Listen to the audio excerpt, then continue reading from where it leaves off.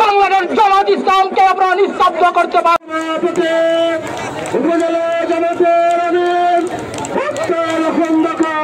আজকে সারা বাংলাদেশে যে জোয়ার উঠেছে, আমরা সকল আদর্শকে দেখে ফেলেছি, আমরা ধর্ম নিরপেক্ষবাদকে দেখেছি, আমরা জাতীয়তাবাদকে দেখেছি, আমরা রাষ্ট্র ধর্ম ইসলামের নামে নাঙ্গলকেও দেখেছি। সুতরাং সকলকেই দেখা শেষ। এবারে আমরা এদেশকে গঠনের জন্য ইসলামী আদর্শকে দেখতে চাই।